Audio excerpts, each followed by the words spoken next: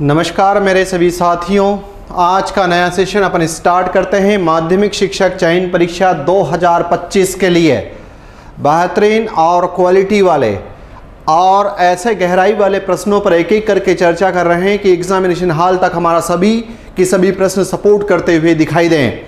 तो उन्हीं प्रश्नों की श्रृंखला में अब हमें आगे की तरफ बढ़ना है।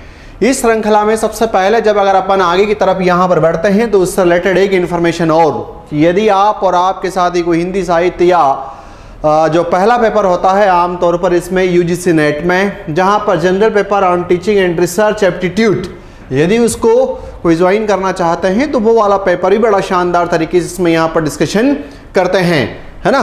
चलते हैं आज के सेशंस की शुरुआत करते हैं। सेशन की शुरुआत में सबसे पहला प्रश्न है अपने पास, लीप ऑफिस मुख्य रूप से किसके लिए तैयार किया गया है? ए अंग्रेजी भाषा के लिए, बी भारतीय भाषाओं के लिए, सी केवल हिंदी भाषा के लिए और डी केवल हिंदी और केवल अंग्रेजी और हिंदी भाषा के लिए। तो इसका सटीक उत्तर क्या जाएगा? बिल्कुल, राधे राधे, जय श्री कृष्ण सभी लोगों को, सभी साथियों को। चलो ठीक है, बार बार अपन यहाँ पर कमेंट्स पर चर्चा या कमेंट्स जो है वो आपके नहीं देखेंगे, इसमें क्वालिटी वाले प्रश्नों पर ज़्यादा से ज़्यादा समय अपन लगाते हैं। क्या इसका उत्तर? वेरी गुड, बिल्कुल। लगभग यहाँ पर कुछ लोगों का उत्तर इसमें सही है कि इसका आंसर जाएगा कि लीप ऑफिस मुख्य रूप से किसके लिए तैयार किया गया है? तो भारतीय भाषाओं के लिए। ये आपके पास वहाँ पर उस कॉन्टेक्स्ट में प्रश्न तैयार किया गया है जो आपके इसमें कंप्यूटर और हिंदी उस वाले टाइटल को या उस वाली बात को ये प्रश्न हाईलाइट करता है। तो इसका उत्तर अपने पास क्या है?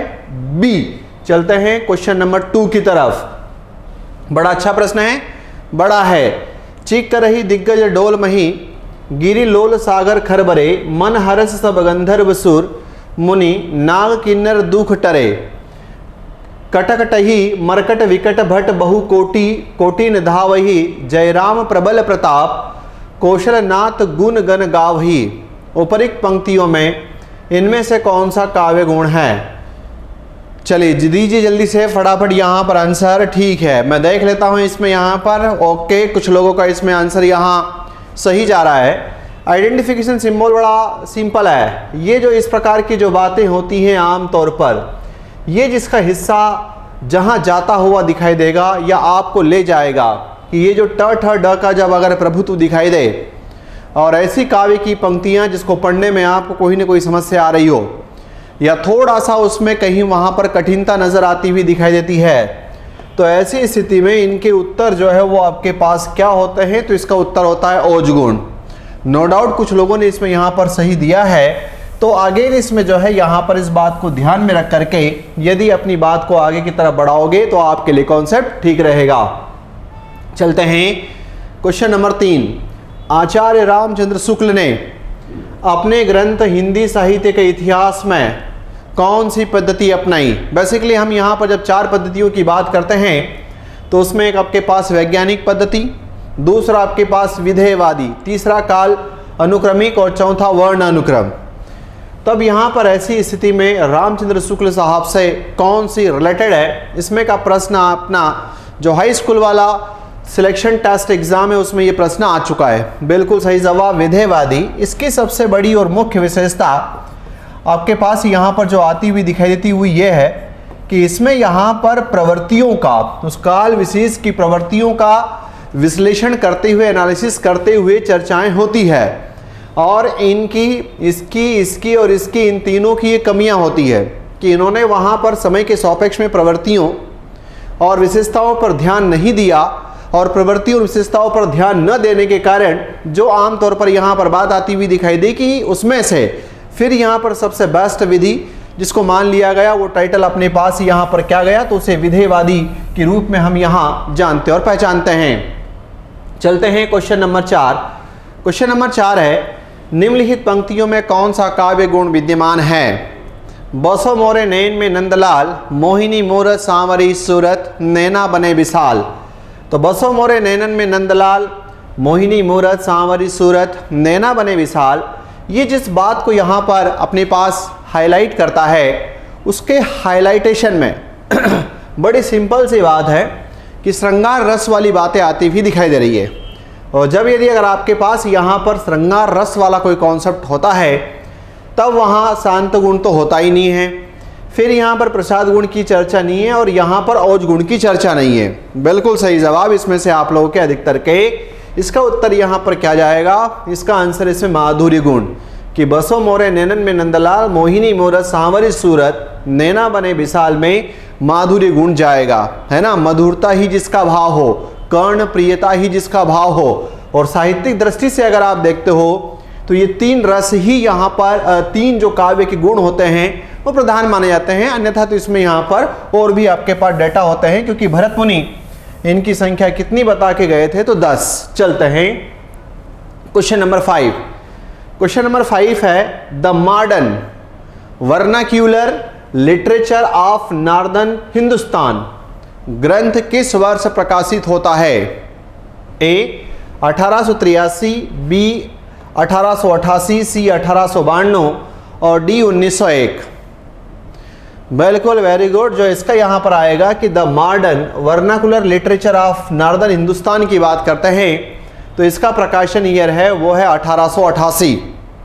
प्रकाशन ईयर क्या है? 1888। बड़ा फेमस सन है। दो फेमस पर्सनालिटी का जन्म वर्ष भी आता है।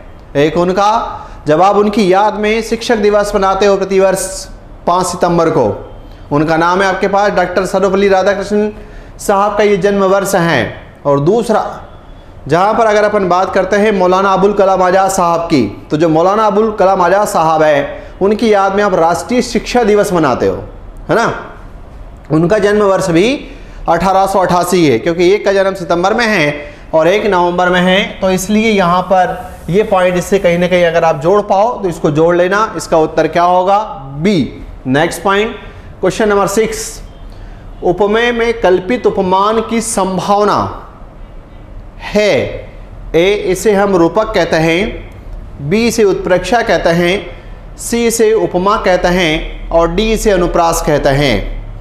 बहुत सिंपल सी बात है। यहाँ पर दो टाइटल है, एक आपके पास उपमेय और दूसरा आपके पास है यहाँ पर उपमान। उपमेय में कल्पित उपमान की संभावना, मानो या न मानो, कभी कभी आपने सुना होगा इस प्रकार की बात है कि किसी घर में किसी बच्चे का जन्म होना, जब अगर किसी बच्चे का जन्म होता है तब वहाँ पर बात ये आती हुई दिखाई देती है कि दो पक्ष होते हैं, एक इसकी दादी वाला पक्ष होता है और दूसरा नानी वाला। तब यहाँ पर दादी वाला पक्ष कहता है मानो या न मानो, ये तो मेरे बेटे के ऊपर गई है। नानी वाला पक्ष कहता है मानो या न मानो, ये तो मेरी बेटी के ऊपर गई है। अभी जरा सी जो जान है जिन्होंने आजकल में यहाँ पर जन्म लिया है, अब उसमें वहाँ पर संभावना देखी जाती है बड़ी बात की। तो ये वाला पॉइंट बड़ा दमदार है। जब भी आपको यहाँ उत्प्रेक्षा को अगर पकड़ना हो तो उसका सबसे प्यारा जो पॉइंट लेकर के चलता है वो शब्द है इसमें यहाँ पर, परिभाषा में कभी कंफ्यूज ना हो, संभावना। कि जो छोटी बात होती है उपमेय, जो बड़ी बात होती है उपमान, उसमें वहाँ पर कहीं ना कहीं संभावना देखी जाती है, उसको सम्मानित रूप में देखा जाता है ना।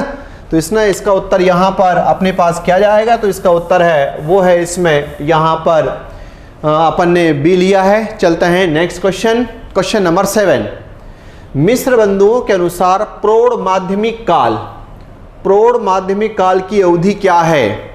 ए 1344 1444, बी 1445 1560, सी 1561 1680 और डी 1681 और 1790। तो इसमें यहाँ पर प्रौढ़ माध्यमिक काल की अवधि क्या लेते हैं? जल्दी से फास्ट। बिल्कुल सही जवाब। अब ऐसा प्रश्न मैंने यहाँ पर ये कि यदि अगर हम यहाँ पर हाई स्कूल वाले पॉइंट्स की अगर अपन चर्चा करते हैं तो उसमें एक बार पर्टिकुलर काल को लेकर के उसकी एक लाइन पूछ ली कि आप तो केवल इसका समय यहाँ पर बता दो क्या होगा, है ना। तो यहाँ पर कुछ लोगों का तो सही है, तो उसका उत्तर अपने पास क्या है? इसका उत्तर है 1561 से 1680 वाला प्रौढ़ माध्यमिक काल का समय आता हुआ दिखाई देता है। तो ये अपने को इसमें अच्छी तरीके से यहाँ पर याद रखना है ताकि अपना प्रश्न गलत ना होने पाए। इसका उत्तर है वो है इसमें यहाँ पर सी। चलते हैं नेक्स्ट प्रश्न की तरफ। क्वेश्चन नंबर आपके पास यहाँ पर 12, बहुत प्यारा प्रश्न। मध्य प्रदेश के निमाड़ क्षेत्र की बोली का नाम क्या है? ए निमादी, बी निमाड़ी, सी निर्माण और डी निमाड़ी। जल्दी से उत्तर दो, ए, बी, सी या फिर आपके पास डी। Very good. पर कुछ लोगों की 12 इसमें यहाँ पर बच गई। ऐसा इसलिए है क्योंकि चलो ठीक है, ये इसका उत्तर नहीं है, ये इसका उत्तर यहाँ पर नहीं है, लेकिन जल्दी जल्दी में ये लगा दिया, जो कि आम तौर पर यहाँ पर ये गलत है। इसका उत्तर ये है। आप कहेगा कि इसमें और इसमें कौन सा ऐसा अंतर है? भाई साहब, चश्मे की नज़र से जब अगर इसमें देखेंगे तो यहाँ पर ये जो नीचे की तरफ यहाँ जो एक बिंदु आता है, जिसे आप एक अन्य नाम से जानते हैं, वो कहलाता है आपके पास नुक्ता बिंदु, या जिसे आप इसमें यहाँ पर कहते हैं तल बिंदु, है ना। तो ये जो नुक्ता बिंदु या जो तल बिंदु आया है, वो आपके पास इसमें यहाँ पर नज़र नहीं आ रहा है इनमें, इस वाले पॉइंट्स में। इसलिए इसका जो पॉइंट आपके पास जाएगा कि वो इसको आप यहाँ पर लेकर के चलेंगे तो आंसर है इसमें कि निमाड़ी, ये वाला साउंड यहाँ आता हुआ दिखाई दे रहा है। तो अपने को इसमें यहाँ पर अच्छे से ऐसे प्रश्न पर आपका नॉलेज टेस्ट नहीं किया, ये प्रश्न आया हुआ है, आपका नॉलेज टेस्ट नहीं किया। एग्जामिनेशन हॉल में आप जितने समय के लिए बैठे हो, उतने समय में कितना कंसंट्रेशन पावर है, कितने आप एकाग्र चित्त हैं, उस एकाग्र चित्त बात को यहाँ पर टच किया गया, बाकी तो कुछ नहीं। और अरे घर जाके अरे करेगा तो क्या करेगा, वहाँ तो तूने हालत जो है अपनी ख़राब कर ली एक प्रश्न की, है ना। और ये प्रश्न ऐसे हैं जहाँ पर उम्मीद करते हैं कि सब लोगों को सही करना चाहिए, और ऐसी जगह अगर गलत करते हो तो फिर अपना अच्छा क्वालिटी वाला प्रश्न उनके बराबर ले जाओगे। ठीक, इसका उत्तर क्या है? इसका उत्तर है वो है डी। चलते हैं नेक्स्ट पॉइंट। रासो ग्रंथ में ऐतिहासिकता की क्या स्थिति है? ए, पूरी तरह से ऐतिहासिक प्रमाणों पर आधारित है, बी, पूरी तरह कल्पना पर आधारित है, सी, आंशिक रूप से ऐतिहासिक और आंशिक रूप से काल्पनिक है, डी, केवल ऐतिहासिक तथ्यों का वर्णन है। यह आपका प्रश्न यहाँ पर आदिकालीन साहित्य के संदर्भ में बना हुआ प्रश्न है। बिल्कुल सही जवाब, सही बात है। इसमें यहाँ पर आंशिक रूप से ऐतिहासिक और आंशिक रूप से इसमें काल्पनिक की बातें कहीं ना कहीं आती हुई दिखाई देती है, क्योंकि अपन ये कहते हैं कि ऐतिहासिक राजा महाराजाओं की बात तो की है, लेकिन दबंगता से प्रामाणिकता के साथ उसमें वहाँ पर बातें आती हुई नहीं दिखाई देती, इसलिए उसमें वहाँ पर कल्पना का भी पुटअप होता हुआ दिखाई देता है। तो इसलिए इसका उत्तर जो है वो जाएगा, वो अपने पास इसमें यहाँ पर क्या है, तो इसका आंसर इसमें सी जाएगा, आंशिक रूप से ऐतिहासिक और आंशिक रूप से काल्पनिक के रूप में आप इसको देखते हो। ठीक है, बहुत बढ़िया क्वेश्चन है, याद रखिएगा। क्वेश्चन नंबर 10, बहुत शानदार प्रश्न। मुझे नहीं पता कि आपका कॉन्सेप्ट कितना क्लियर है, लेकिन पहले पढ़ लेते हैं, उत्तर दो, फिर अपन देखते हैं। तेंदुलकर ने 1 ओवर में 5 छक्के लगाए, इस वाक्य में उद्देश्य क्या है? ए, छक्के लगाना, बी, तेंदुलकर, सी, ओवर, और डी, 5। है ना, गाड़ी जो है वो आप लोगों की रुक रही है, इसमें आप लोग रुक रुक करके इसमें आंसर यहां पर आ रहे हैं, मतलब थोड़े से कॉन्सेप्ट में आपको दिक्कत है। सामान्यतः आपके पास एक चैप्टर है, उस चैप्टर का नाम है इसमें यहाँ पर वाक्य, और वहाँ पर जब अपन इसमें आगे की तरफ चलते हैं तो वाक्य के अंग या फिर अपने पास वाक्य के अवयव की बात की गई है। वाक्य के अंग या वाक्य के अवयव की बात की गई है। अब वाक्य के अंग या अवयव कितने हैं, तो इसका उत्तर जाता है कि 2 हैं। एक नाम आता है उद्देश्य और दूसरे का नाम आता है वो है आपके पास इसमें विधेय।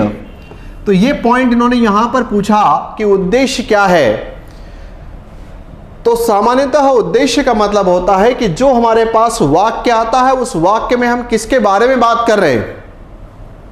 तो अपन ने कहा कि हम यहां पर तेंदुलकर के बारे में बात कर रहे हैं, तो इसमें यहां ये निकल करके आ रहा होता है कि जिसके बारे में आप बात कर रहे होते हो, है ना, जिसके बारे में आप बात कर रहे होते हैं, जिसका आप वर्णन कर रहे होते हो, उस पॉइंट को यहां पर जिस नाम से जाना जाता है वो कहलाता है उद्देश्य। कुछ लोगों ने यहां पर यह आंसर लगाया कि इसमें जो है यहां पर छक्के लगाना, 6 लगाना जो है वो इसमें यहां पर उद्देश्य होगा, तो वो उद्देश्य नहीं है। सामान्यतः जिसके बारे में हम बात करते हैं उसको हम यहां पर जिस नाम से इंटरप्रेट करते हैं वो उद्देश्य। तो अगर इसमें यहां पर उद्देश्य ये है तो फिर यहां से लेकर के यहां तक की पूरी यूनिट क्या है? विधेय। विधेय का मतलब क्या होता है? जिस कंटेंट की सहायता से जिस विषय वस्तु की सहायता से जब आप उसका वर्णन करते हो तो उस वाले पॉइंट को जिस नाम से जानते हो वो कहलाता है विधेय। क्योंकि सामान्यतः अगर आपको यहां पर पता हो इसमें तो वाक्य के अंग या अवयव दो हैं, उद्देश्य और विधेय। तो एक टुकड़ा निकल गया तो दूसरा टुकड़ा तो फिर बचा हुआ ऑटोमेटिक उसमें वहां पर निकलेगा ही। तो इसलिए इसका उत्तर इसमें क्या जाएगा, तो इसका उत्तर गया वो है अपने पास यहां पर बी। अच्छा क्वालिटी वाला प्रश्न है, कहीं इसमें मार न खा जाएं। चलते हैं 11 क्वेश्चन नंबर 11। वज्रयानी बौद्धों को किस नाम से जाना जाता था? ए इन्हें नाथ कहते थे, इन्हें योगी कहते थे, इन्हें सिद्ध कहते थे, या फिर इन्हें जैन के नाम से अपन डिस्क्राइब करते थे? नाथ, योगी, सिद्ध, या फिर इसका उत्तर जैन। इसमें से यहां पर क्या जाएगा? बिल्कुल सही जवाब, इसका उत्तर नाथ नहीं है, योगी नहीं है।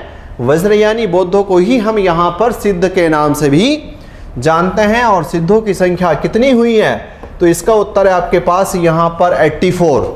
सिद्धों की संख्या कितनी हुई है? तो इसका उत्तर है आपके पास 84 की यहां पर आप चर्चा कहीं ना कहीं करते हुए दिखाते हो। 84 सिद्ध जो है वो आपके पास आते हैं, है ना। क्वेश्चन नंबर 12, संयुक्त वाक्य बनाओ। मां ने बच्चे को नहलाकर स्कूल भेजा। ये किस प्रकार का वाक्य था? तो ये था इसमें यहां पर सरल, मां ने बच्चे को नहलाकर स्कूल भेजा। ए, बच्चे ने मां को नहलाया और स्कूल भेजा। बी, मां ने बच्चे को नहलाया और स्कूल भेजा। सी, मां ने बच्चे को स्कूल भेजा फिर नहलाया। डी, मां ने बच्चे को नहलाया और स्कूल भेजा। Very good. इसमें यहां पर एक आध जो है इसमें मिस्टेक कर रहे हैं इसमें, लेकिन बच्चे ने, देखो ये क्या है, वाक्य तो उसने सही बना दिया था, है ना। और कुछ इसमें यहां पर आ भी गए, बच्चे ने मां को नहलाया, तो वहां तो कह ही नहीं रहे, वहां तो ऐसा कह रहे कि मां ने बच्चे को नहलाया, नहलाकर। तो फिर यहां पर बच्चा मां को नहला रहा है, तो ये कॉन्सेप्ट तो गलत ही हो गया। ये कॉन्सेप्ट केवल इस दृष्टि से गलत हो गया, मां ने बच्चे को नहलाया। यदि जरा सी वर्तनी को तुमने थोड़ा सा आगे पीछे ऊपर नीचे देख लिया, और कई बार ऐसा रहेगा एग्जामिनेशन हॉल में, अरे यार सी भी वही है, डी भी वही है, अरे यार ये क्या है, सी में भी वही है, डी में भी सेम के सेम है। दादा सेम थोड़ी है, यहाँ ना है यहाँ न है। पॉइंट क्या है, नहलाया है या नहलाया है। तब आपके पास इसमें यहाँ पर आपको उत्तर जो देना है या जो जाएगा वो इसमें यहाँ पर क्या है, तो इसका उत्तर इसमें डी वाला है, माँ ने बच्चे को नहलाया और स्कूल भेजा। ऐसे प्रश्न आपके सामने यहाँ पर आने लग गए हैं। जरा सी असावधानी आपको लंबे समय का इंतजार करवा सकती है ना। तो इन क्वेश्चनों को अभ्यास कराने का एक यही है कि आपके पास ज्ञान है वो आपकी जगह है, लेकिन एग्जामिनेशन हॉल एक मैनेजमेंट है, और उस मैनेजमेंट में आप कितने वहाँ पर शक्तिशाली साबित होंगे वो डिसाइड करता है वहाँ का समय। चलो क्वेश्चन नंबर 13, जब शब्दों का क्रम व्याकरण के अनुसार सही न हो तब कौन सा दोष उत्पन्न होता है? ए, पुनरुक्ति होता है, बी, अश्लीलत्व होता है, सी, अक्रमत्व होता है, और डी, ग्राम्यत्व होता है। बिल्कुल सही जवाब। यहाँ पर जब क्रम की बात की गई है तो आप इसमें बिल्कुल इसमें यहाँ पर आप इसमें पकड़ने में सक्षम हो रहे हैं इसमें कि इसका जो उत्तर जा रहा है वो अपने पास क्या जा रहा है, अक्रमत्व, है ना। आंसर इसमें यहाँ पर क्या जा रहा है, अक्रमत्व। तो इसलिए क्रम का ध्यान नहीं रखा, आगे पीछे आ गया। जैसे फॉर एग्जाम्पल के लिए बहुत सिंपल से एग्जाम्पल से आपको मैं यहाँ पर पॉइंट अगर समझाऊँ इसमें, और ये कहा कि मम्मी ने आपको रोटी दी और कुत्ते को देना है, और अगर यहाँ पर सेंटेंस ऐसा आ जाए इसमें कि, या जैसे मान लो मम्मी ने गाजर दिया, है ना, और आपको खरगोश को खिलाना है, तो ऐसी स्थिति में आप वहाँ पर जब उल्टा सुल्टा अगर बोल देते हो कि खरगोश को काट कर गाजर खिलाओ, या जैसे एक सेंटेंस और सुनो, आप सभी लोग घूमने गए होंगे, आंसर आता है यस, कभी न कभी नाव में बैठे होंगे, आंसर है यस। अब यहाँ पर अगर सेंटेंस ऐसे आ जाए कि नाव में नदी है, तो इसका मतलब है कि शब्द आगे पीछे हो गए, आंसर आता है यस। तो इस प्रकार का काव्य की पंक्तियों को लिखने के दौरान जब शब्द ये आगे पीछे हो जाते हैं तो उस प्रकार के उसमें वहाँ पर कविताओं में भी दोष माना जाता है, और उस दोष का वहाँ पर क्या, तो अक्रमत्व वाली बात वहाँ पर कि क्रम का कोई ध्यान उसमें नहीं रखा गया है। नेक्स्ट पॉइंट, 14 नंबर, कहाँ राजा भोज कहाँ गंगू तेली लोकोक्ति का सही अर्थ क्या है? ए, दुख के बाद सुख का समय देखना। बी, दोस्ती सदा बराबर की अच्छी होती है। सी, बड़े लोगों के साथ छोटे लोगों की बराबरी नहीं हो सकती।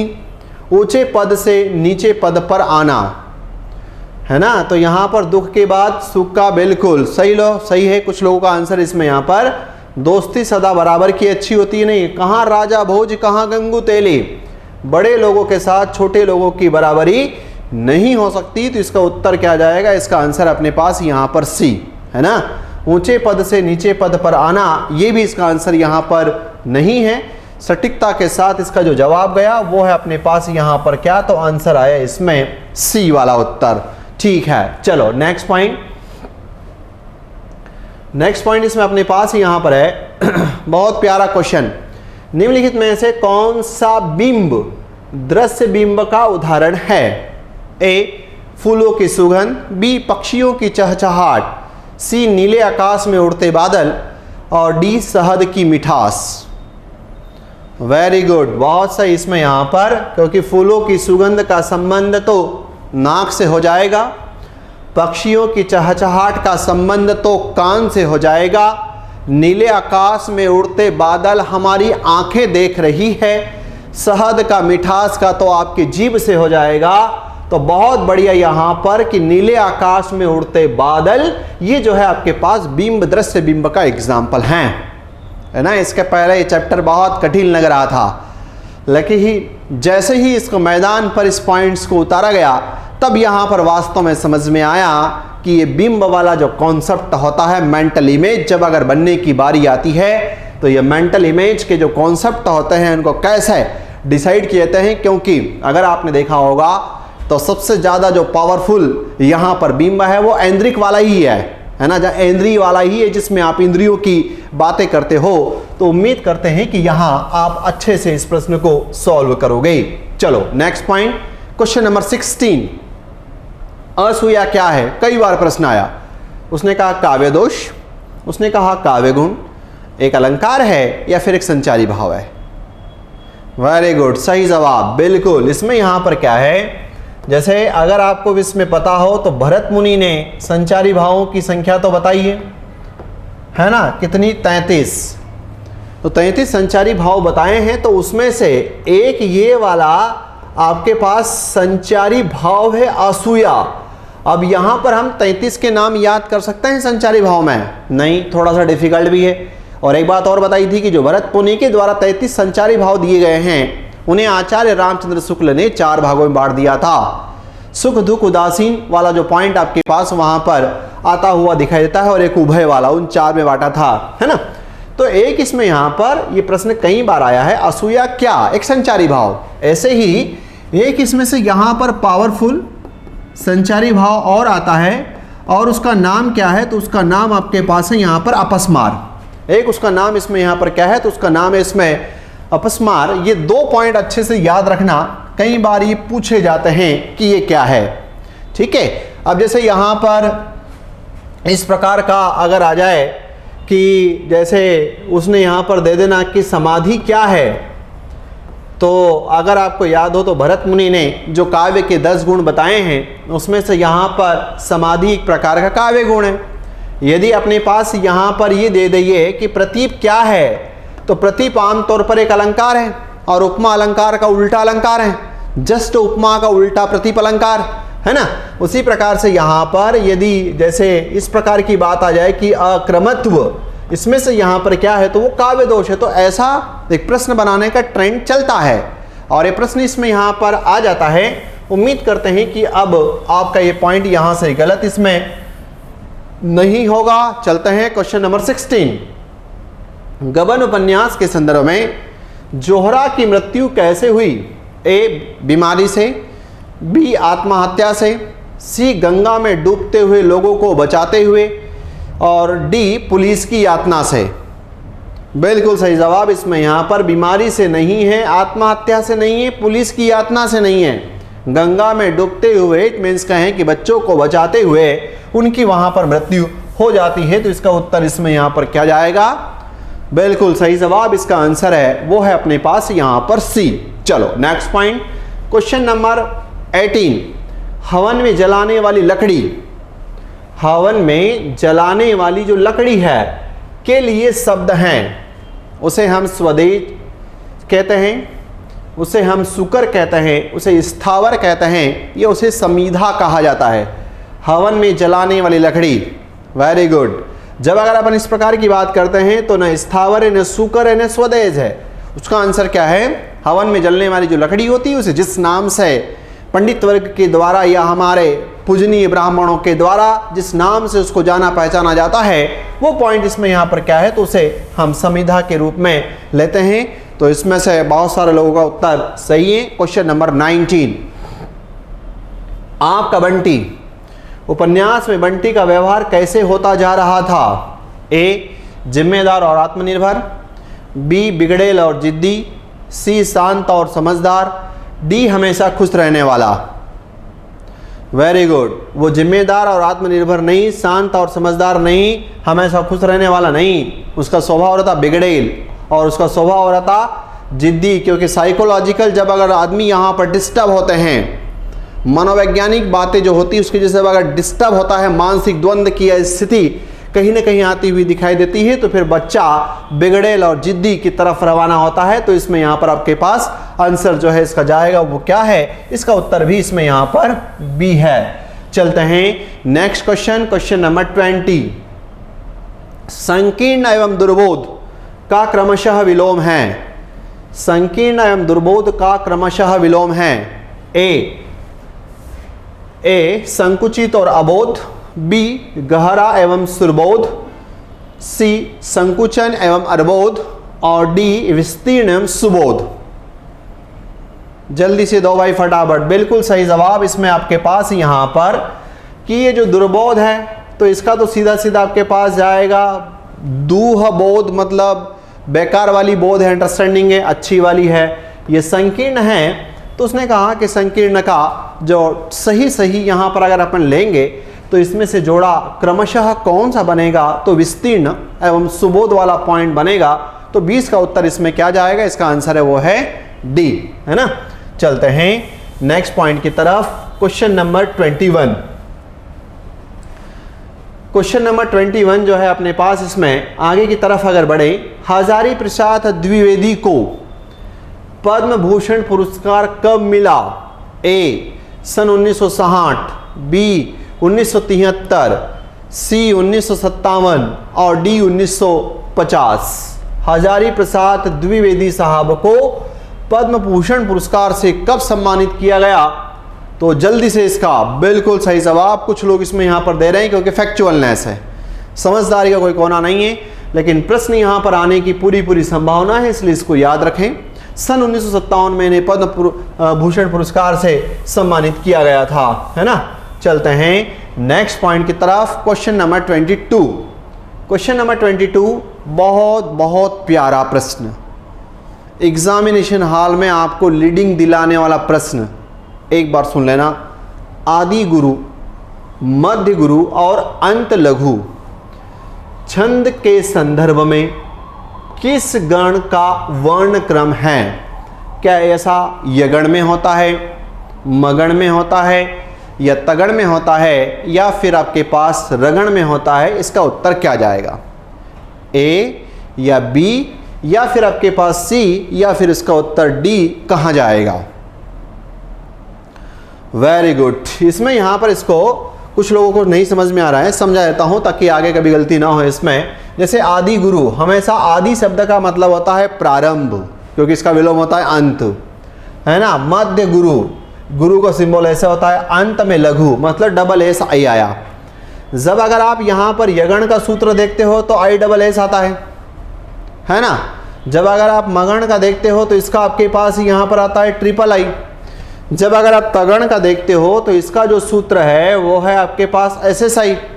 जब आप इसकी बात करते हो तो इसका सूत्र है आपके पास एस आई एस। तो देखो यहाँ पर था आपके पास एस एस आई, वो कहाँ जा रहा है? वो तगण में, है ना। बड़ी क्वालिटी वाली बात है। यदि यमाता राज भान सलगा वाला सूत्र अगर आपको याद है तो उस बिहाफ पर ऐसे कठिन प्रश्नों के उत्तर भी बड़ी सावधानी से दिए सकते हैं। यहाँ याद रखने की कोई आवश्यकता नहीं है, समझदारी चाहिए, सीपीयू अंडरस्टैंडिंग कर लेगा तो उत्तर इसका दे पाओगे। ठीक, तो इसका उत्तर क्या, बड़ा शानदार वाला प्रश्न है। उम्मीद करते हैं कि जितने लोग आप हैं उतने की तुलना में अभी आपके पास भी एक ही सिंबल हैं, ये जो है कम दिखाई दे रहा है। चलिए, तो यहाँ पर अपने पास इसका जो आंसर है वो है इसमें तगन। Next point, question number 23। Kabir की साखियाँ गुरुदेव को अंगपद के संदर्भ में कवि के अनुसार सतगुरु की कृपा से शिष्य किससे बच जाता है। मतलब अगर आपके ऊपर आपके गुरु की अगर कृपा है तो आपको किससे बचा देगा वो, ए शत्रु से, बी कलयुग के प्रपंचों से, सी गरीबी से और डी परीक्षा में असफलता से। यहाँ अभी कोई रोल नहीं है, यहाँ इसकी कोई रोल नहीं है क्योंकि पर्टिकुलर जिस संदर्भ में बात की जा रही है वो कबीर की साखियाँ है ना, शत्रु वाला पॉइंट नहीं है। कलयुग के प्रपंचों से बचा करके आपको वो ले जाएगा। जितने भी प्रकार के षड्यंत्र प्रपंच आपके खिलाफ यदि हो रहे होंगे तो आपका जो सदगुरु होगा वो आपको बचा ले जाएगा। तो इसका उत्तर क्या जाएगा, इसका उत्तर है वो है अपने पास यहाँ पर बी। चलते हैं नेक्स्ट क्वेश्चन, क्वेश्चन नंबर 24। निम्न पंक्तियों में कौन सा छंद है। बिनु सतसंग विवेक न होई, राम कृपा बिन सुलभ न सोई, सतसंगति मुद मंगल मूला, तई फल सिद्धि सब साधन फूला। इन पंक्तियों में आप इसमें से यहाँ पर कौन सा छंद पाते हो। क्या ये दोहा है, ये सोठा है, ये चौपाई है या ये गीतिका है। Very good. देखो अगर देखते हैं इसमें 2 4 5 6 7 8 9 10 11 12 13 14 15 16, मतलब यहाँ से लेकर के यहाँ तक का कॉम्बिनेशन 16 आया। तो अब ऐसी स्थिति में इसमें इसकी कोई 16 की ज़रूरत नहीं है, इसमें ज़रूरत नहीं है, इसमें ज़रूरत नहीं है। तो एक लाइन को गिन करके भी जजमेंट लगा करके आगे की तरफ बढ़ा जा सकता है। और देख लो 2 4 5 6 7 8 9 10 11 12 13 14 और यहाँ पर जो है 15, एक आध पॉइंट का आगे पीछे कहीं हो रहा है। इट मीन्स यहाँ पर आपके पास जो कॉम्बिनेशन की जैसे ऐसी स्थिति आ गई। देखो एग्जामिनेशन हाल में ही दिक्कत आएगी आपको कि यहाँ पर आपने देखा 16, यहाँ कितनी आई 2 2 4 5 6 7 8 9 10 11 12 13 14 15 16। ठीक है, गिनने में अपन ने गलती कर दी थी, यहाँ भी 16 है। तो ये वाला टाइटल आपके पास 16 के कॉम्बे के साथ जब अगर कोई चलता है तो उसका उत्तर क्या है, सही जवाब इसका उत्तर जाएगा वो है इसमें चौपाई, यहाँ आंसर रहेगा, है ना। चलते हैं नेक्स्ट प्रश्न, क्वेश्चन नंबर 25। सूरदास भ्रमर गीत सार के संदर्भ में गोपियों के अनुसार विरहिणी की क्या कभी मोक्ष की कामना कर सकती है। गोपियों के अनुसार विरहिणी क्या कभी मोक्ष की कामना कर सकती हैं। हाँ, जब उसे दुख अधिक हो, बी नहीं, वह श्री कृष्ण के आनंदमय प्रेम को ही सर्वोच्च मानती हैं, सी केवल योग साधना के बाद और डी उद्धव के कहने पर। क्या होगा इसका बिल्कुल सही जवाब, हाँ, जब उसे दुख अधिक हो, केवल योग साधना के बाद, उद्धव के कहने पर। इन पंक्तियों के कॉन्टेक्स्ट में यदि हम इसके टाइटल को देखते हैं, नहीं, वह श्री कृष्ण के आनंदमय प्रेम को ही सर्वोच्च मानती हैं, इसका उत्तर जो है यहाँ पर सटीकता से क्या जाएगा, तो इसका उत्तर है वो है सी। क्वेश्चन नंबर 26, बहुत प्यारा प्रश्न। डिप्टी कलेक्टर में डिप्टी, बेचारा में बे, सब इंस्पेक्टर में सब, उपसर्ग किस भाषा के हैं। ए हिंदी के, बी विदेशी, सी अरबी फारसी और डी फ्रांसीसी। Very good.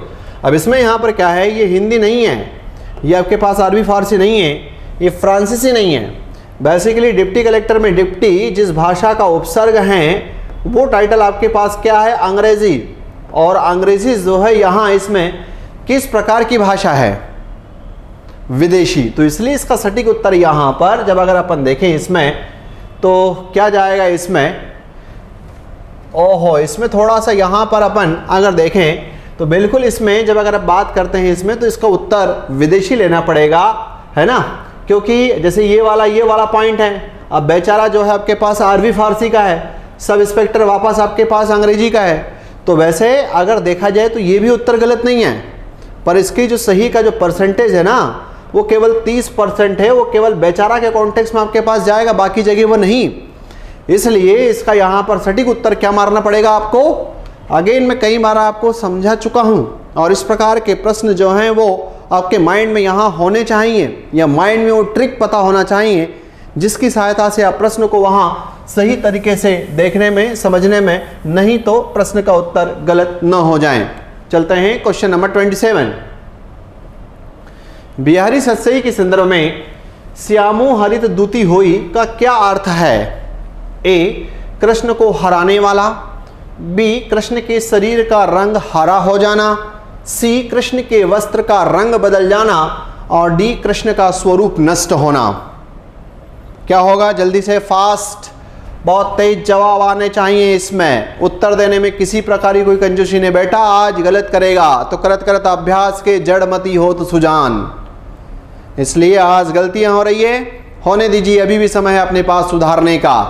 केवल अपन ने देख ही लिया, टिक नहीं किया तो फिर कोई काम का वहां पर नहीं होता। इसका उत्तर क्या जाएगा, बिल्कुल सही जवाब, कृष्ण के शरीर का रंग जो है वो हरा हो जाना, है ना। चलते हैं 28। कटीला एवं पठनीय में कौन सा प्रत्यय है। ए, इलानीय। बी, इला अनीय। सी, ला य। और डी, टीला नीय।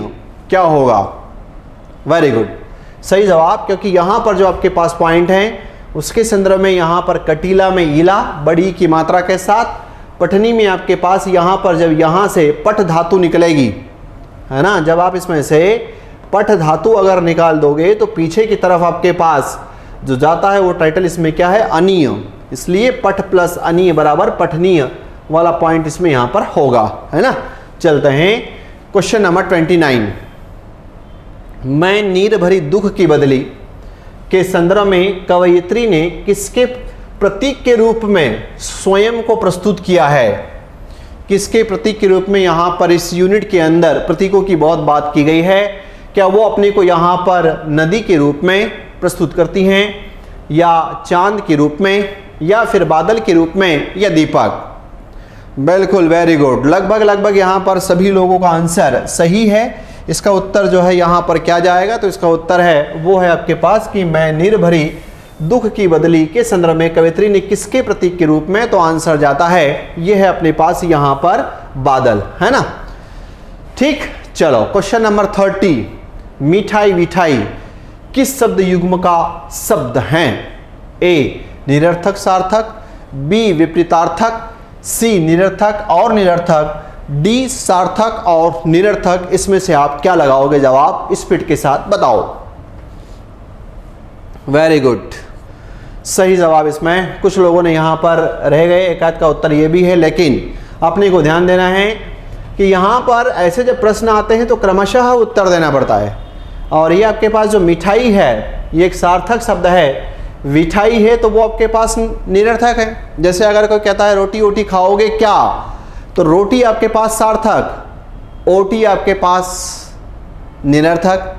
जब कोई कहता है कि चाय वाय पियोगे क्या, तो हमारे से तो जब कोई पूछता है इस प्रकार का तो हम तो कह देते हैं चाय बहुत पी ली, बताओ वाय में क्या पिलाओगे, है ना। तो चाय वाय पियोगे क्या, तो चाय वाला जो पॉइंट है वो सार्थक और वाय वाला पॉइंट आपके पास यहां पर निरर्थक। तो इस प्रकार की जो आपके पास स्थिति है, ऐसे प्रश्न में आप इसका उत्तर क्या लगाओगे, तो इसका उत्तर अपने पास यहां पर आएगा, आंसर है इसमें D. Next point, question number 31।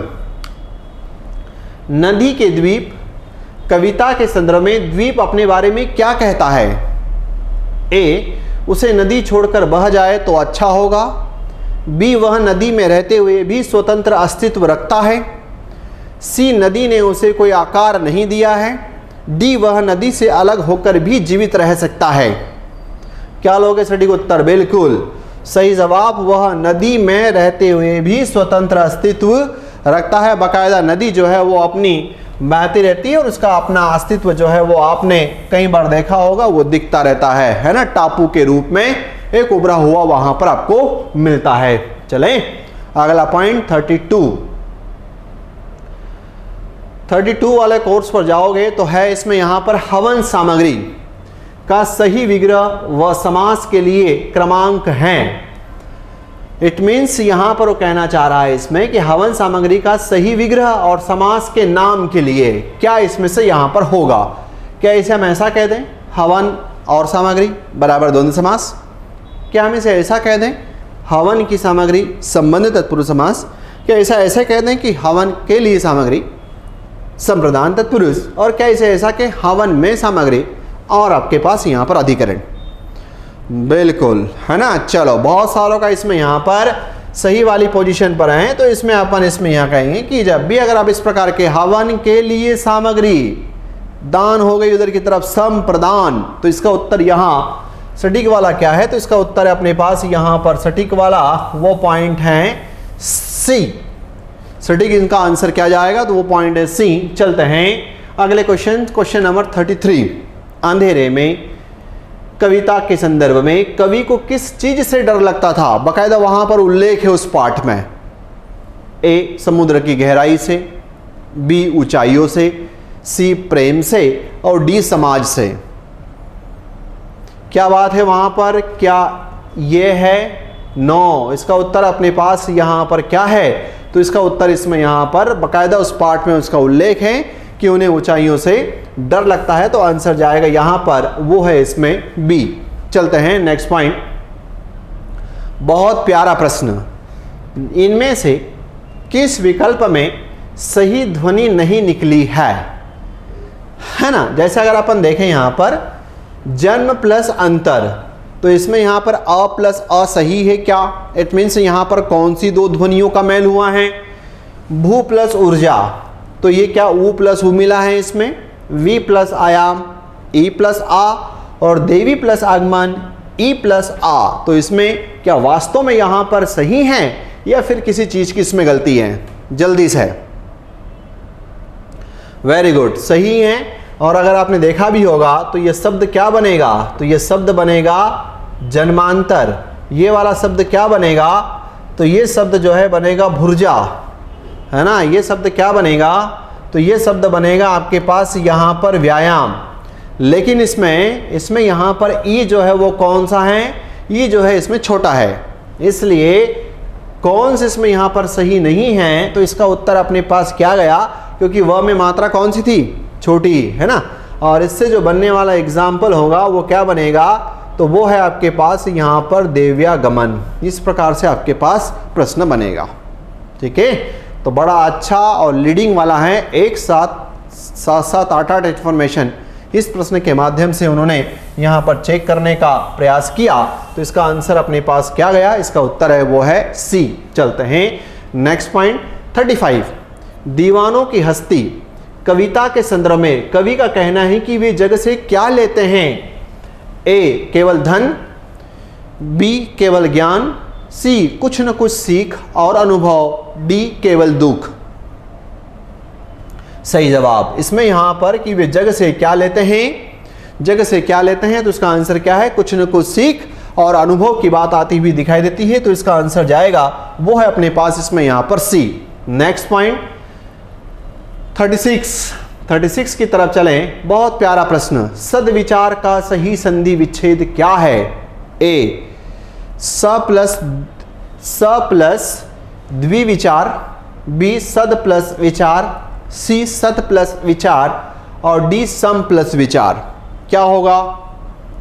Very good, सही जवाब इसमें कहना है कि ये नहीं होगा, ये नहीं होगा।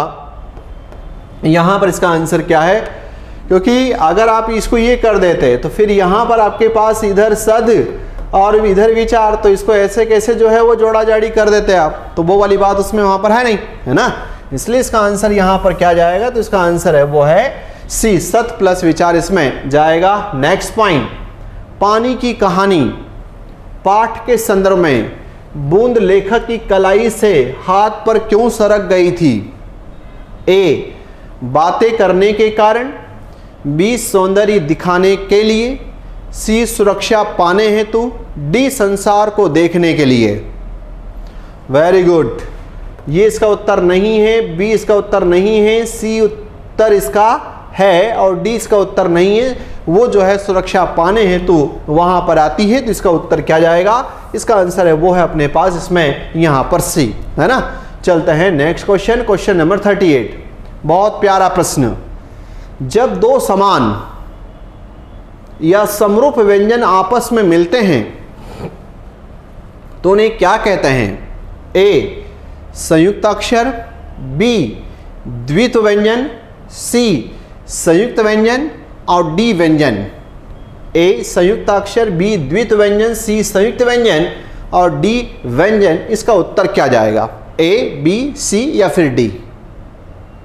Very good. इसका आंसर अपने पास यहां पर क्या जाएगा? तो इसका आंसर आपके पास द्वित व्यंजन, क्योंकि दो समान और समरूप व्यंजन जब आपस में वहां पर मिलते हैं किसी शब्द विशेष में तो उस वाली स्थिति को द्वित व्यंजन कहा जाता है। जैसे अगर मान लो, अगर आप यहां पर देखोगे तो ये जो शब्द आया आपके पास दिल्ली, तो ये ल के बाद ल आना ये समान व्यंजनों को बताता है, समरूप वाली स्थिति को बताता है ना।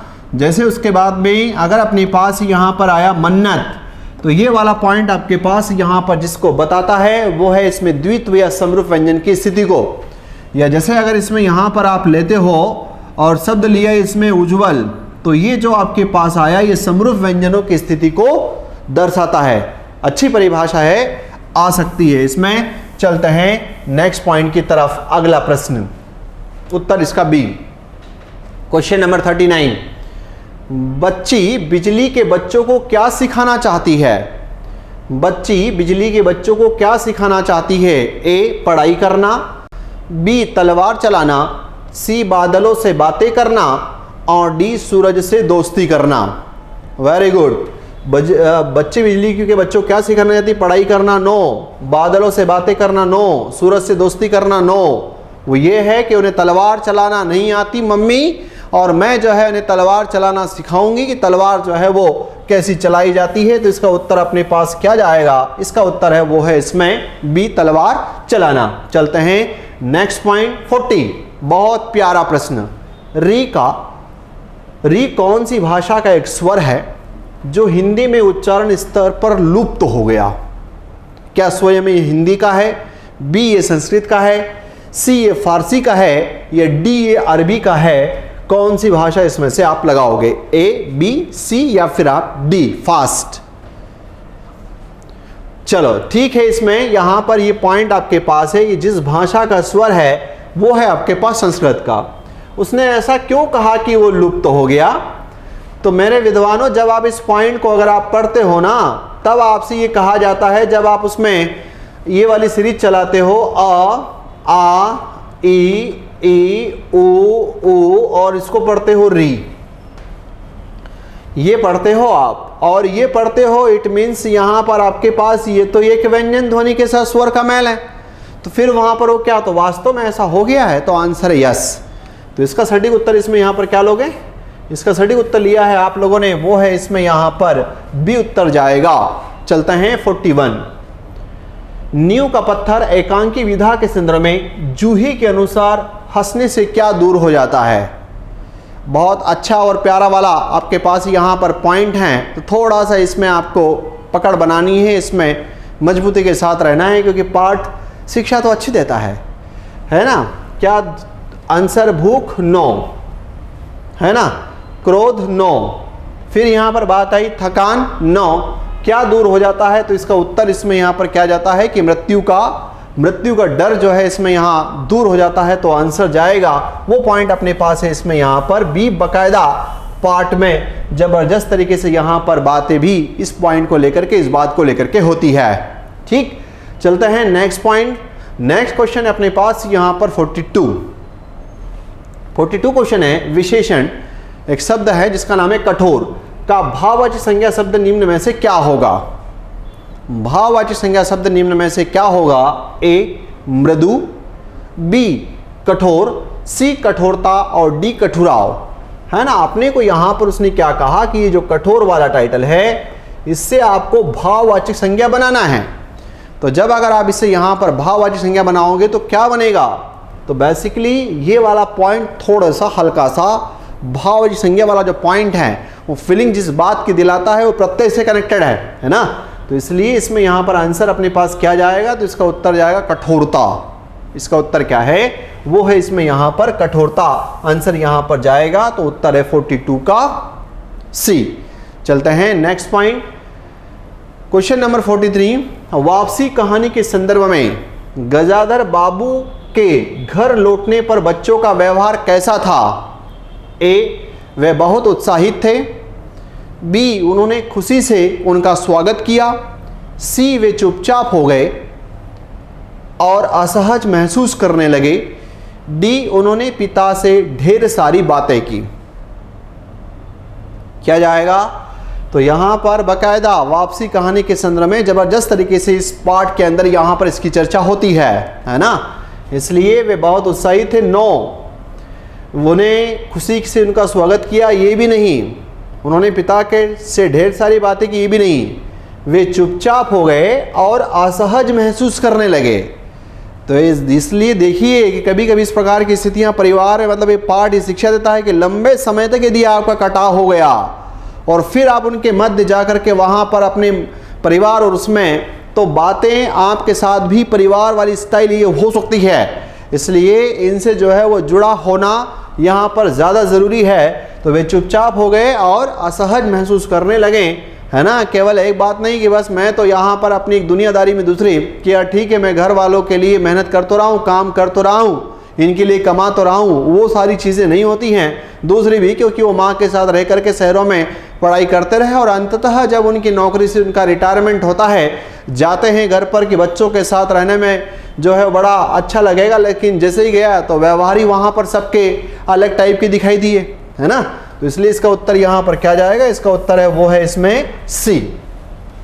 नेक्स्ट पॉइंट 44, वाक्य है यह पुस्तक आदित्य की है, सर्वनाम के किस भेद का वाक्य है? यह पुस्तक आदित्य की है। ए, संबंधवाचक। बी, पुरुषवाचक। सी, अनिश्चयवाचक और डी, निश्चयवाचक। ए, संबंध। बी, पुरुष। सी, अनिश्चय और डी, निश्चय। इसमें से यहां पर क्या जाएगा? यह सर्टेनिटी के साथ कह रहा है यह पेन मेरी है, यह बैग मेरा है, यह घर मेरा है, यह पुस्तक आदित्य की है और किसी की नहीं है। इट मीन्स वहाँ पर निश्चय वाली बात आती हुई दिखाई देती है। तो इसलिए इसका उत्तर क्या जाएगा? इसका उत्तर है वो है अपने पास यहाँ पर बी, है ना। चलते हैं नेक्स्ट पॉइंट 45। मंगलेश डबराल की कविताओं में भाषा की क्या विशेषताएं रही है? उन्होंने कविताएं लिखी तो भाषा जटिल और दुरह का बनाई। उनकी भाषा सरल, सहज, पारदर्शी और बड़ी ही आत्मीय थी, सुंदर थी। सी, केवल संस्कृत निष्ठ शब्दों से भरी हुई उनकी भाषा थी। और डी, पूरी तरह से अंग्रेजी शब्दों पर आधारित थी।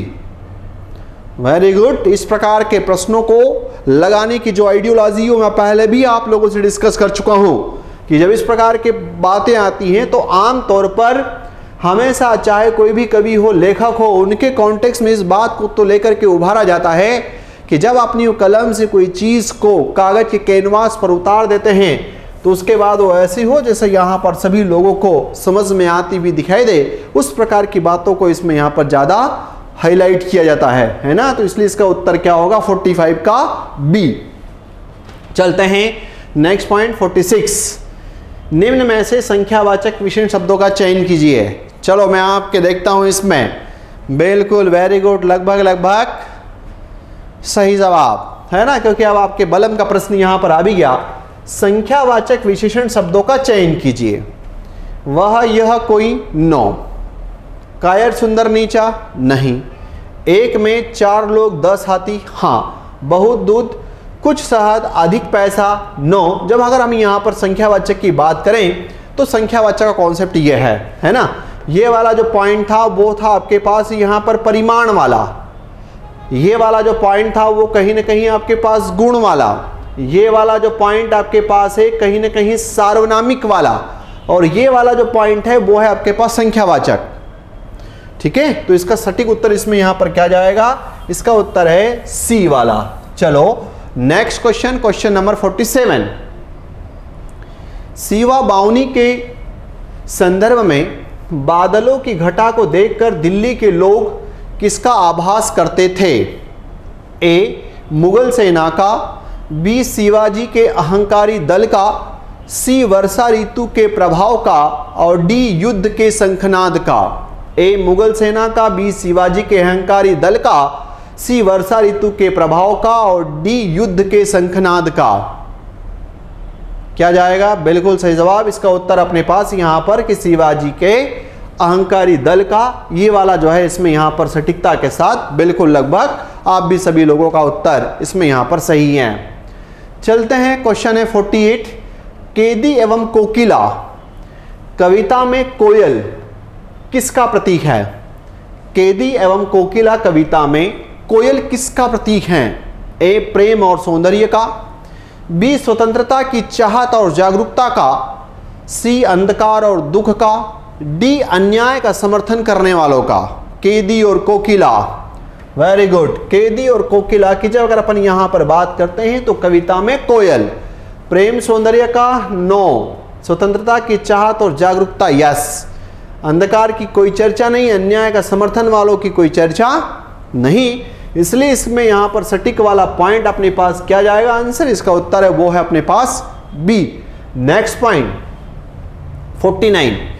निम्नलिखित में से शब्द युग्म अपत्य अपथ्य के सही अर्थ भेद का चयन कीजिए। ए अपत्य का मतलब संतान होता है और अपथ्य का मतलब हानिकारक भोजन। बी अपत्य का मतलब है अचल और इधर स्थिर, इधर की तरफ अनिष्ट और श्रद्धाहीन, और इधर की तरफ आपके पास यहां पर आयस और बदनामी। Very good. जब हम यहां पर बात करते हैं तो एक पॉइंट होता है आपके पास अपत्य। अपत्य इट मीन्स यहां पर संतान, है ना। अपथ्य का मतलब हानिकारक भोजन, क्योंकि जैसे अगर ये पॉइंट होता पथ्य तो ये होता है, इस पथ्य शब्द का मीनिंग क्या होता है? तो पथ्य शब्द का मीनिंग होता है रोगी का भोजन। अब रोगी का भोजन बिल्कुल न तेल, न जो है उसमें मिर्ची, न ज़्यादा तला गला, एक सिंपल उसमें वहाँ पर होता है। तो इसका उत्तर अपने पास जाएगा कि अपथ्य का मतलब होता है एक प्रकार का हानिकारक भोजन और अपत्य का मतलब होता है क्या? संतान, है ना। इस पॉइंट को आप अच्छे से इसमें यहाँ पर याद रखिएगा। चलो next point, question number 50। Question number 50 है, ग्राम श्री कविता के संदर्भ में तिनकों के हरे हरे तन पर में कौन सा अलंकार है? तिनकों के हरे हरे तन पर में कौन सा अलंकार है? ए पुनरुक्ति प्रकाश और मानवीकरण, बी उपमा और उत्प्रेक्षा, सी अनुप्रास और रूपक, डी यमक और श्लेष। क्या लोगे भाई? बिल्कुल सही जवाब इसमें यहां पर हरे हरे, ये ले जाती है बात इसकी तरफ, पुनरुक्ति की तरफ। तन पर, तिनकों के तंतु, तंतु जो है वो मानव का होता है या ना, यहां पर जो है प्रकृति पर दिखा दिया, तो ये वाला पॉइंट आपके पास मानवीकरण की तरफ। तो इसका उत्तर सटीक क्या जाएगा? इसका उत्तर है वो है अपने पास इसमें यहां पर ए पुनरुक्ति प्रकाश और मानवीकरण। चलते हैं नेक्स्ट पॉइंट, क्वेश्चन नंबर 51। निम्न वाक्यांश के लिए एक शब्द का चयन कीजिए। प्रश्न है आपके पास, जो किसी वस्तु या विषय में आसक्त न हो उसे क्या कहते हैं? ए उसे आसक्त कहते हैं, बी उसे अनासक्त कहते हैं, सी उसे निसक्त कहते हैं और डी उसे अज्ञात कहते हैं। तो इसका सटीक क्या लोगे? ए आसक्त, बी अनासक्त, सी निसक्त और डी अज्ञात। Very good. इसका उत्तर जाएगा वो पॉइंट अपने पास यहां पर क्या है कि किसी उसमें आसक्त ना हो, तो ये न के लिए है आपके पास यहां पर अन, पीछे की तरफ आपके पास यहां पर आसक्त। जब दोनों को जोड़ा तो ये वाला पॉइंट आपके पास इसमें जहां जाकर के खड़ा हो गया वो क्या है? इसमें अनासक्त, है ना। तो आंसर है इसमें यहां पर बी। चलते हैं क्वेश्चन नंबर 52 की तरफ। मेघ आए कविता में बन ठन के संवर के आने का तात्पर्य क्या है? ए मेघ बहुत अधिक मात्रा में आए, बी मेघ सुंदरता और सजावट के साथ आए, सी मेघ बारिश लाने में देर कर चुके थे, डी मेघ बिना वर्षा के लौट गए। Very good. इसका उत्तर होगा यहां पर कि मेघ सुंदरता और सजावट के साथ आए, बन ठन के संज संवर के, मानवीकरण की शानदार वाली पंक्तियां। चलो इसका उत्तर अपने पास यहां पर क्या है, तो आंसर है 52 का बी। नेक्स्ट पॉइंट 53, बहुत प्यारा प्रश्न। पहले तो मुझे नहीं पता कि आपको ये लगेगा भी कि नहीं लगेगा कि ये शब्द अशुद्ध हैं या शुद्ध हैं। पहला कंफ्यूजन तो जो है वो आपको इसी बात को लेकर के होगा। सन्यासी शब्द में किस प्रकार की अशुद्धि हैं? ए अनुनासिक संबंधी, बी संयुक्त व्यंजन संबंधी, सी अनुस्वार संबंधी और डी द्वित्व व्यंजन संबंधी। आप इसमें यहां पर किस प्रकार की अशुद्धि पाते हो या देखते हो? चलो गाड़ी अटक गई, कोई बात नहीं। देखो अनुनासिक का मतलब कि क्या जो है इसमें यहां पर ये ऐसा आना चाहिए था, सन्यासी जो है वो इस प्रकार का होता, ये बात कहना चाह रहा है आपसे। संयुक्त व्यंजन की बात कह रहा है तो वो कह रहा है कि क्या सन्यासी शब्द जो है वो ये इस प्रकार का आना चाहिए था। अनुस्वार में वो ऐसा कहना चाहता है आपसे कि क्या सन्यासी शब्द जो है वो ऐसा आना चाहिए था। और द्वित्व व्यंजन संबंधी, तो द्वित्व व्यंजन में भी ऊपर वाला यहां पर आपके पास इस प्रकार का पॉइंट आ जाएगा, है ना। तो अब इसमें से यहां पर आप किसको सही मानते हो? Very very most important point examination में लीडिंग से ऊपर से लीडिंग दिलाने के लिए यहां पर बहुत सारे लोगों को संपट नहीं पड़ती। स के ऊपर अनुस्वार भी आएगा और आधा न भी आएगा, तो ये अनुस्वार संबंधी यहां पर बात होती हुई दिखाई दे रही है। तो इसका उत्तर क्या होगा? इसका उत्तर है वो है इसमें सी। ठीक है, वही इसने इस प्रश्न में पूछा। विगत वर्ष का प्रश्न था, संभावित में आपको मिल सकता है, इसलिए यहां पर ऐसे में तैयार रहिए। बड़ा क्वालिटी वाला प्रश्न आपके पास। चलते हैं 54। आत्मकथ्य कविता की रचना जयशंकर प्रसाद ने किस संदर्भ में की थी? ए प्रेमचंद द्वारा संपादित हंस पत्रिका के आत्मकथा विशेषांक के लिए, बी अपनी आत्मकथा लिखने की प्रेरणा से, सी राष्ट्रभक्ति की भावना से और डी सामाजिक समस्याओं को उजागर करने के लिए। क्या लोगे? वेरी गुड, बिल्कुल बहुत सारे लोग इसमें यहां पर पकड़ पा रहे हैं इस प्रश्न के उत्तर को। बिल्कुल इसका आंसर जो है वो जाएगा प्रेमचंद द्वारा संपादित हंस पत्रिका के आत्मकथा विशेषांक के लिए, क्योंकि इनसे जिक्र तो किया गया था कि तुम आत्मकथा लिख दो, लेकिन उन्होंने कहा कि मेरे ऐसी कोई बहुत बड़ी उपलब्धि नहीं है, न मैं इतना प्रसिद्ध व्यक्ति हूं जिसकी वजह से अगर तुम कहो कि मैं यहाँ पर आत्मकथा लिखूं, बोले नहीं। उसी का जो है वहाँ पर प्रतिकूल वाले स्टाइल में प्रस्फुटन होता हुआ दिखाई दिया आत्मकथ्य शब्द का, है ना। तो उत्तर क्या जाएगा? 54 का ए। नेक्स्ट पॉइंट, बहुत प्यारा प्रश्न और आज के सेशन का सबसे अंतिम प्रश्न। हिंदी शब्दकोश में ज्ञान शब्द कहाँ मिलेगा? हिंदी शब्दकोश में ज्ञान शब्द कहाँ मिलेगा? ए क वर्ग के वर्णों के क्रम में, बी च वर्ग के वर्णों के क्रम में, सी त वर्ग के वर्णों के क्रम में और डी र वर्ग के वर्णों के क्रम में, है ना। बिल्कुल इतना आसान ये यहाँ पर नहीं है, कहानी उलझ गई। बेटा जब भी अगर आपके पास इस प्रकार का पॉइंट आता है तो ये जो च है और ये जो आपके पास छ है, ये आपके पास यहाँ पर ज है ना, और आपके पास ये झंडे है। तो हम जब अगर इस ज्ञान शब्द की अगर आपको बात करें तो वो कौन से वर्ग के वर्णों में मिलेगा? वो च वर्ग में मिलेगा।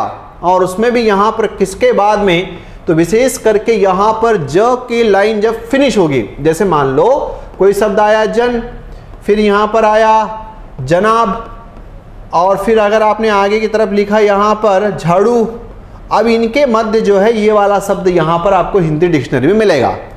यदि आप चाहो कि वो जो आपके पास ह हो जाए, अक्षत्र ज्ञ हो जाए और त्र के बाद आएगा, तो ऐसा इसमें यहाँ पर नहीं है। हिंदी शब्दकोश में इसको जो देखने का तरीका होगा वो आप इसको कहाँ पर देखोगे, कहाँ पर इसको पहचानोगे? तो इसका क्रम हमेशा किसके बाद है? तो च वर्ग के वर्णों के क्रम के बाद आपको दिखेगा। बड़ा क्वालिटी वाला प्रश्न है, लीडिंग वाला प्रश्न है ना। तो आप अपनी बात को जो है इसमें यहाँ पर समझें और इसको जो है सॉर्ट आउट करें कि यदि ऐसे प्रश्न आते हैं तो आपसे गलत नहीं होने चाहिए। ठीक है, इसी के साथ आज के सेशंस को यहीं पर विराम देते हैं। जय हिंद, जय भारत। मिलते हैं नेक्स्ट सेशंस में।